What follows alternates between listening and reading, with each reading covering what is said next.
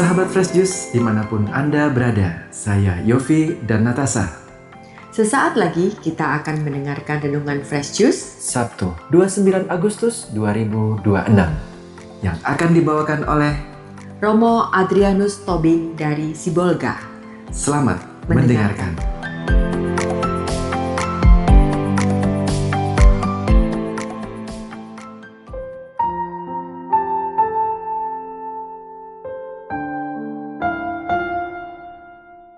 Halo sahabat-sahabat Precious. Inilah Injil suci menurut Markus. Sekali peristiwa, Herodeslah menyuruh orang menangkap Yohanes dan membelenggunya di dalam penjara, berhubung dengan peristiwa Herodias, yakni bahwa Herodes telah memperistri Herodias, istri Filipus saudaranya. Yohanes pernah menegur Herodes, "Tidak halal engkau mengambil istri saudaramu." Karena kata-kata itu, Herodias menaruh dendam pada Yohanes dan bermaksud membunuh dia, tetapi tidak dapat sebab Herodes segan terhadap Yohanes, karena ia tahu bahwa Yohanes adalah orang yang benar dan suci, jadi ia melindunginya. Tetapi setiap kali mendengarkan Yohanes, hati Herodes selalu terombang-ambing, namun ia merasa senang juga mendengarkan dia. Akhirnya tiba juga kesempatan yang baik bagi Herodias, yakni ketika Herodes pada hari ulang tahunnya mengadakan perjamuan untuk pembesar-pembesar, para perwira dan orang-orang terkemuka di Galilea. Pada waktu itu putri Herodias tampil lalu menari, dan ia menyukakan hati Herodes dan tamu-tamunya. Maka raja berkata kepada gadis itu, "Minta daripadaku apa saja yang kau ingini, maka akan kuberikan kepadamu." Lalu Herodes bersumpah kepadanya, "Apa saja yang kau minta akan kuberikan kepadamu, sekalipun itu setengah dari kerajaanku." Anak itu pergi dan menanyakan kepada ibunya, "Apa yang harus kuminta?" Jawab ibunya, "Kepala Yohanes Pembaptis." Maka cepat-cepat ia pergi kepada raja dan meminta, "Aku mau supaya sekarang juga engkau memberikan kepadaku kepala Yohanes Pembaptis dalam sebuah talam." Maka sangat sedihlah hati raja, tetapi karena sumpahnya dan karena tamu-tamunya, ia tidak mau menolaknya. Raja segera menyuruh orang pengawal dengan perintah supaya mengambil kepala Yohanes. Orang itu pergi dan memenggal kepala Yohanes di penjara. Ia membawa kepala itu di sebuah talam dan memberikannya kepada Herodias, dan gadis itu memberikannya pula kepada ibunya. Ketika murid-murid Yohanes mendengar hal itu, mereka datang dan mengambil mayatnya, lalu membaringkannya dalam kubur.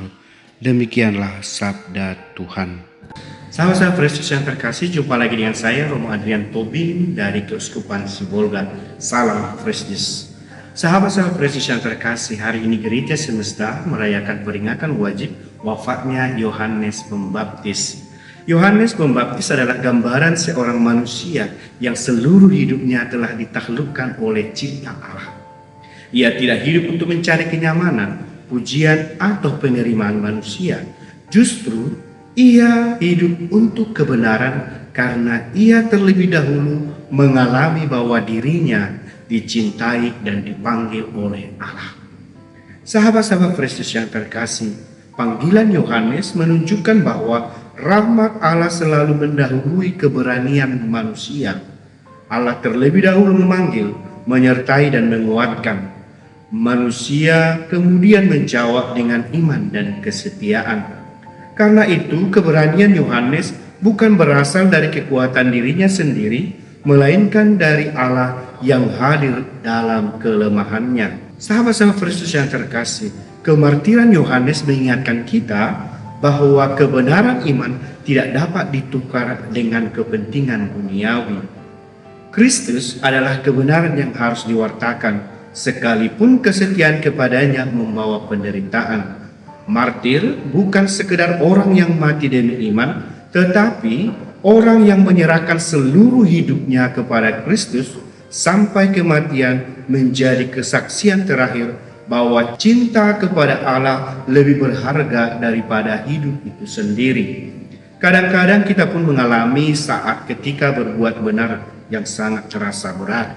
Kita mungkin tidak dihargai atau disalahpahami, bahkan ditinggalkan karena mempertahankan iman dalam kebenaran. Namun Injil hari ini mengajak kita memandang lebih dalam.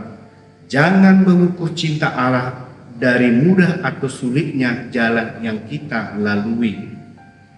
Injil hari ini menghadirkan sosok Yohanes Pembaptis, seorang yang berani mempertahankan kebenaran di hadapan Herodes. Yohanes tidak takut mengatakan yang benar meskipun ia tahu bahwa kebenaran itu dapat membuatnya kehilangan kebebasan, bahkan akhirnya kehilangan nyawanya sendiri. Namun dari sinilah kita belajar bahwa bagi umat beriman, kesetiaan kepada Allah seringkali tidak diuji ketika semuanya berjalan baik. Kesetiaan justru tampak ketika iman menuntut kita untuk tetap berdiri dalam kebenaran meskipun tidak mudah. Sahabat-sahabat Kristus yang terkasih, kita telah mendengarkan bagaimana Herodes sebenarnya mengetahui bahwa Yohanes adalah orang yang benar. Ia bahkan merasa takut atau gelisah mendengar perkataannya. Namun Herodes tidak memiliki keberanian untuk bertobat. Ia lebih takut kehilangan kehormatan di hadapan manusia daripada kehilangan kebenaran di hadapan Allah. Disinilah Injil menyentuh hati kita. Berapa kalikah kita mengetahui apa yang benar tapi memilih diam karena takut tidak disukai? Atau berapa kalikah kita ingin setia kepada Tuhan tetapi lebih memilih atau lebih menjadi lemah karena tekanan manusia? Atau mungkin berapa kalikah suara hati mengingatkan kita tetapi kita lebih memilih kenyamanan diri kita sendiri? Sahabat-sahabat Kristus yang terkasih, Yohanes Pembaptis mengajarkan kita bahwa iman bukan hanya tentang percaya kepada Allah, tetapi berani hidup sesuai dengan apa yang kita percayai. Kesetiaan tidak selalu menghasilkan penghargaan. Kadang-kadang kesetiaan menghasilkan kesalahpahaman. Kadang-kadang juga orang yang jujur justru disingkirkan. Orang yang mempertahankan kebenaran dapat juga merasa sendirian. Tetapi bagi orang yang sungguh percaya kepada Kristus, kesendirian karena kebenaran tidak pernah berarti ditinggalkan oleh Allah. Sahabat-sahabat Kristus yang terkasih, Yohanes kehilangan hidupnya tetapi tidak kehilangan Kristus. Ia kehilangan kepala tetapi tidak kehilangan martabatnya sebagai saksi Allah. Inilah kedalaman iman Kristiani. Kita tidak dipanggil untuk menjadi umat yang hanya setia ketika keadaan menyenangkan, tetapi kita dipanggil menjadi umat yang tetap setia ketika salib datang. Sebab Kristus sendiri telah menunjukkan jalan itu.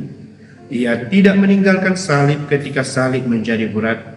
Justru ia mengasihinya sampai akhir. Dan ketika Kristus telah lebih dahulu mengasihi kita sampai tuntas, kita pun memperoleh kekuatannya untuk tetap setia. Sahabat-sahabat Kristus yang terkasih, keteladanan hidup Yohanes Pembaptis menjadi cara kita mengenal Allah.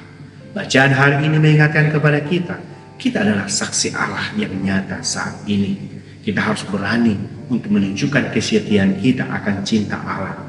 Kita harus berani dan siap ketika kita harus berhadapan dengan sesuatu yang tidak menyenangkan mungkin bagi kita. Tetapi keberanian itu adalah kunci kekuatan kita. Karena apa? Di dalam hatimu kesaksian Allah itu nyata dan berkarya. Maka oleh karena itu kita juga harus berani menuangkannya dalam kehidupan sehari-hari, menguatkan orang-orang yang di sekitar kita, dan juga memberikan yang terbaik bagi orang-orang yang ada di sekitar kita. Demikian juga dengan Injil hari ini mengajak kita tetap setia dengan keberanian menjadi saksi Allah. Berarti kita percaya sampai selama-lamanya bahwa Kristus menjadi cerminan kebaikan kita. Sahabat-sahabat Kristus yang terkasih, bacaan hari ini mengajak kita keberanian menjadi kunci bagi kita mengungkapkan kepercayaan kita bahwa Allah sungguh-sungguh ada dan nyata.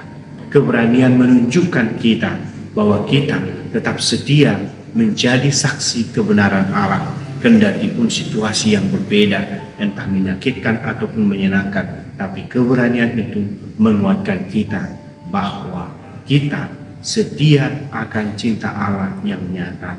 Tuhan Yesus memberkati.